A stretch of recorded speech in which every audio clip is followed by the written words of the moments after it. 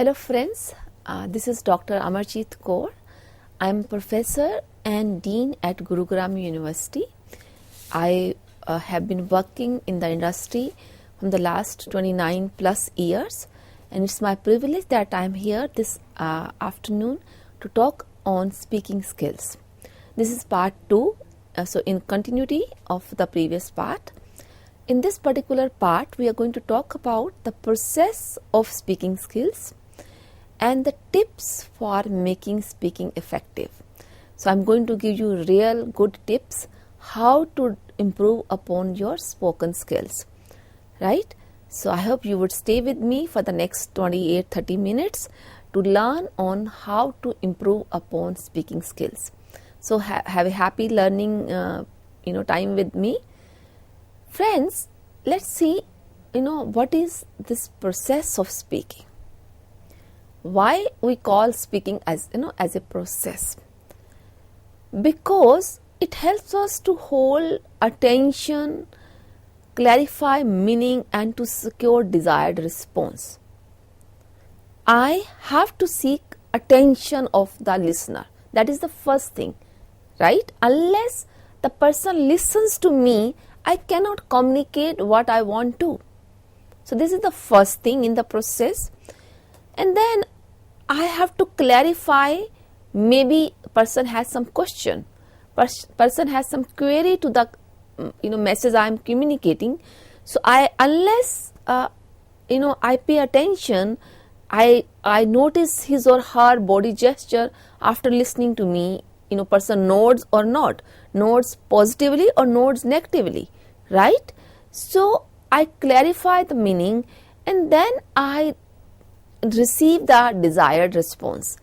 Desired response, for example, if a mother is telling a child to sit down, so sit down baby, so she says like that. So first of all, the baby should be listening to the mother. Then she need to understand either child got it what she was trying to say or not. And then if child sits, then she ensured that she got the desired response. It was a small thing saying baby sit down, hey honey sit down. So point I'm making, it's a complete process. It's just not speaking something. Even in this sentence what I spoke, the last sentence, I'm trying to convince you that it is a process, right?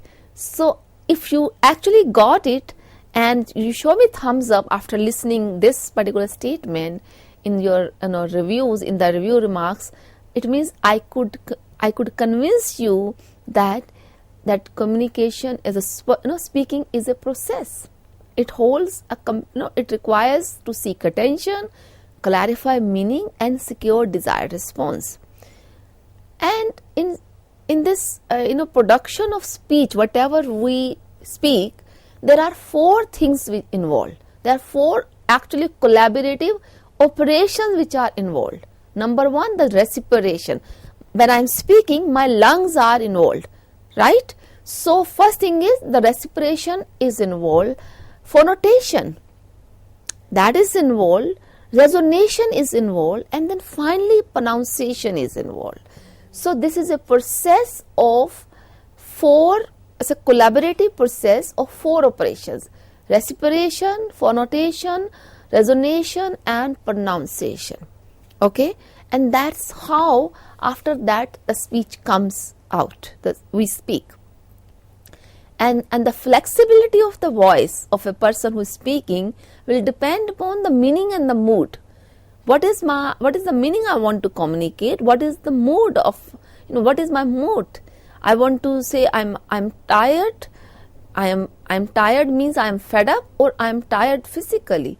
Both would have a different mood to communicate. If I'm tired of somebody approaching to me asking for money all the time, I would say I'm tired of this person. And if I'm tired physically, I'm tired, I'm exhausted. See, so the flexibility of voice, that how do I speak, will depend on the meaning what I want to communicate and the mood. So I may have the same words to use in what I'm speaking, Okay, so next important point is, once we know it is a process, and can we develop this speaking skill in us? So most of us, and including me, there was time when I used to believe it's a natural process. Of course there are certain things which are natural. How my lungs, what is the size of my lungs, my nostrils, how do I sound when I speak, that pitch, that rhythm will depend on my physical parts. But nevertheless, even for that part I can work upon it. I can think that what kind of sound I am making after once at the time of closing my sentence or word. So if I pay attention, we can improve upon it. So point I am making it, though to some extent it is a natural talent. So people have talent to speak naturally, which they of course grow during their school days and all. But certainly, believe me or not, you can actually learn speaking skills and you can become a good speaker for sure. So mark my words, this is not true that it is all natural talent. There were times when I used to believe this. So one can learn different types of speaking skills and become good at it. There are many types of speaking skills. Okay, we may talk about that in future somewhere. Now there are 3 aspects to effective speaking. Before I give you tips that what all we should look at when we are trying to improve on our speaking skills, there are a couple of things which are involved with speaking skills, with effective speaking. The first of all, the choice of right words. We call it as vocabulary. The vocabulary, the word must suit the occasion, right?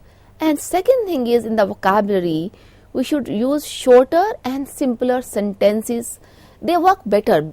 It's no way good. We Indians are used to use, very long sentences. We think we make more effective communication if we use heavy words. Heavy means difficult words and long sentences. No, I'm sorry, that's not correct. And if you really go and see people who are native English speakers, they use very small sentences in their communication. When I was working in US, the mail which comes from my colleagues or from the office, it will have hardly 2, 3, 4 sentences, and every sentence has 4, 5, 6, 7 words maximum. We write a sentence with 30, 20, 25 words. No, not at all. So vocabulary is the first thing we need to look at. Use simple, of course the meaning should be correct. So use correct but simple words in your sentence when you speak, and make it shorter and simpler. That's all. The second thing is the voice. Now, why the voice includes pitch, tone, strength, rhythm, etc., etc.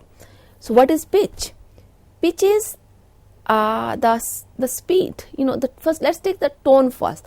The tone is the volume. I can speak like this, my tone is low. I can speak like this, my tone is higher, right? I was trying to illustrate it. So my tone means my volume should be correct. Total message, the effectiveness of the message, about 30-40% is on the tone. And the pitch is, we bring fall up, up and fall and when we speak. How are you? How are you? What did you do? So can you differentiate between the words I'm speaking? I'm trying to put, so the pitch is, the fall and down. So that brings the voice modulation, into the play here. So voice, we need to take care of the tone, the pitch, so we say he was sounding very angry. His tone was not good. What does it mean? That his tone was actually not as were you expecting and whatever he or she wanted to communicate. So tone is the fall and the down, pitch is fallen down, tone is your volume level, and you speak so loud, so strong, with so much of arrogance. That is your tone. Pitch is when how we bring up down in our statement, whatever we say. And there's a rhythm as well. Rhythm is the sound we make. How do you recognize somebody in other speaking in the other room? This is your mom speaking or your sister speaking. The both are female here in the example, right? Even then you can differentiate, is my mom or is my sister, because we make different rhythms when we speak. And as I said, there is, of course, our body parts are involved, our lungs are involved, our nostrils are involved, so that we all of us make different sound when we speak, different rhythm when we speak. But even we can work on voice part as well. So in the voice, the first thing, it includes your pitch, tone, rhythm, strength, etc., etc. Those people who are assumed, who are known as good orators, they have a good tone and style, friends, right? So they own a good tone and a good style. So everyone has his own style of communicating, his own style to speak, his own style of tone. So good orators would have certainly good tone and good style to say that, and that has to do with your voice only. And there are many people who have distinct voice. For example, Amitabh Bachchan voice is considered to be very distinctive in the Indian film industry, and so is Morgan Freeman. He's a very renowned Hollywood narrator, so he has a distinct voice. So this is nothing, we can't have much control on the voice part, the rhythm part, because here your lungs, your nostril, your body size, your health even is involved. But tone, of course, you can have a good control. Pitch, you can have a good control at. Okay. So how do we speak actually shows the state of our emotions. So voice certainly would be different when we are communicating a feeling of love. Our voice would be certainly different when we are communicating a feeling of angry or annoyedness or sorrowness. So all the states, that's how we make that this is the state, how we get the message effectively. So we have to use certain different voice, certainly basis on what is the state of the mind, what is your emotional state. Voice, we should ensure a low voice and too many pauses actually shows hesitation in the person. If I am using very low voice, can I do that? So I'm saying so slowly. Can I do that? I'm so hesitant. Can I do this? Can I get this? Can you help me? May I help you? So if I speak so slowly, it denotes, or if I speak with pauses, yeah, I got it. So I'm trying to pause in between, after one word, two words like that. It shows hesitation. So your voice communicates a lot. That were you confident? Were you actually showing the same emotions what you were what your words were saying? My words were saying, I'm sorry to hear your loss, but my voice was communicating that or not. So my spoken skills has to take care. Skills have to take care of this thing, that what is the tone, rhythm, strength of my voice in the message. Clarity and volume could actually denote confidence. So somebody who has a clarity in the words, in the voice, and has a good volume, it denotes confidence. And other way around, as I said, low volume, low voice, and with more pauses in the sentence, it denotes hesitant. Person is either hesitant, requesting, asking for, or communicating, right? A strong and confident tone, it portrays that somebody has conviction. I say this with proud that our team has achieved 50% more than the targets we had for the month of January. Well, I am very confident, I am very proud to communicate that, and I'm communicating with confidence because I know that we have done better than what we were expected to do.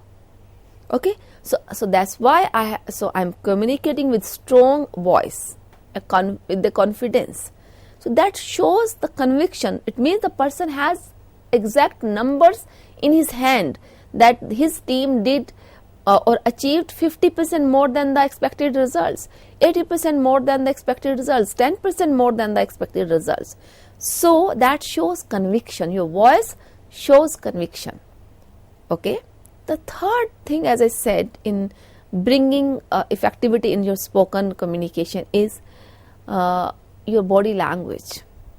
Friends, I always say body language plays the most important role in spoken communication, especially. So it includes, as we know, your facial expressions, your posture, your eye contact, your hand gestures. So your body language must match what you are saying with your words, so that you could make your message more effectively. So these were the three things in making effective speaking. And body language, and this non-verbal communication actually talks about the passion you have. You would be your whole body. So we say it holistic communication. Your whole body is trying to communicate that message completely. So your mind is there. It's not only your speech is there. It's not that words are there and you're speaking. Your whole body, your mental, physically presence, to that aspect. So you are completely into that particular state of mind when you are communicating, and that is evident from the body gesture, right? So the body language signals to the audience that what you are communicating. Are you interested in what you are speaking or not? So one has to be interested in what he or she is speaking before making others interested. We speak to seek attention. We speak to seek nod. We speak to seek understanding, to get our work done.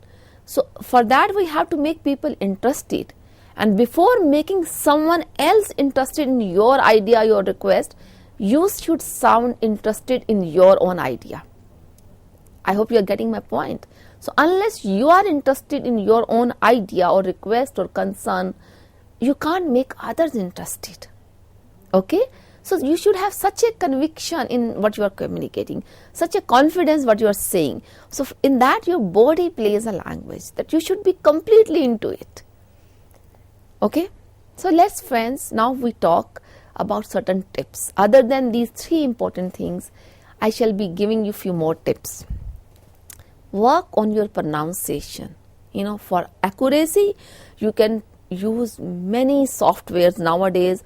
We have Hello English. If you are improving on the spoken language as English, it's not that necessary. You can improve your spoken communication in any language you wish to communicate, or your native language, right? But I'm giving you example. If you target, like Hello English is one of the app we have. So work on pronunciation, record it, speak something, record it, listen to it, and then work on what went wrong during the speech. Was there a word which you could not pronounce correctly? Look at that, and then practice again, record again, right? And we should, it's not that copying is bad all the time.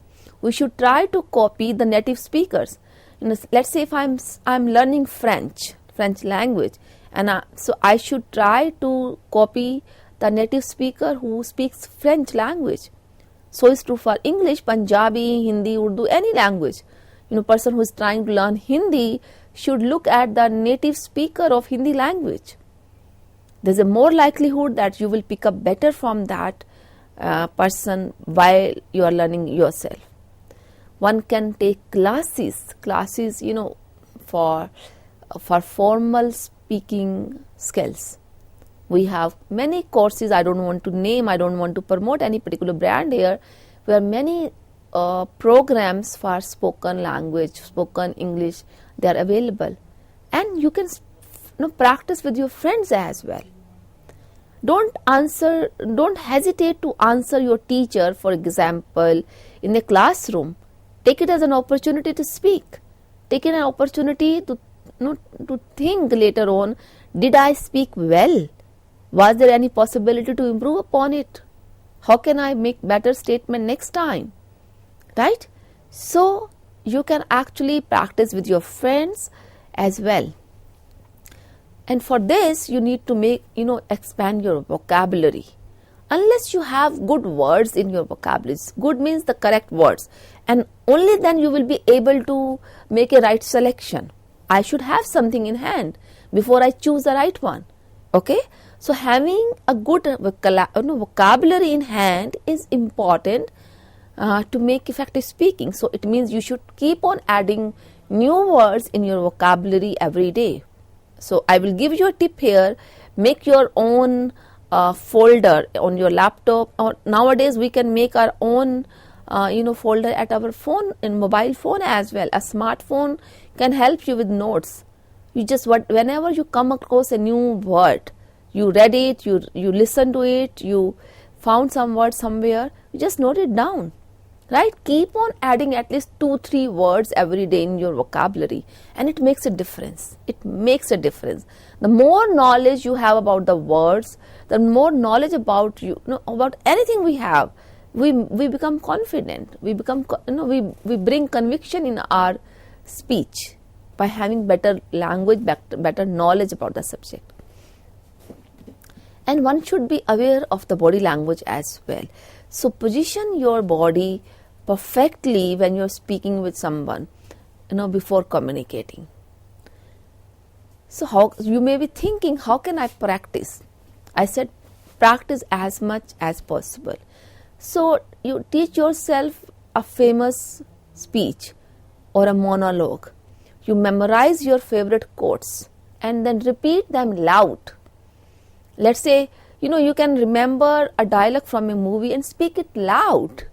You remember some sentence and then speak it loud. Okay? So teach yourself through your famous speeches, listen to good speeches. We have so much available online, free of cost. You can memorize your favorite song and then sing. You can memorize a poem and then you can speak. You can have a discussion with yourself. Just speak to yourself. You can argue with yourself, and that's how you develop your speaking skill.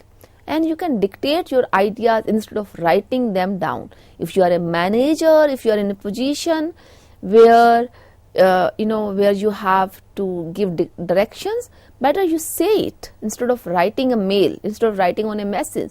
Better you say it.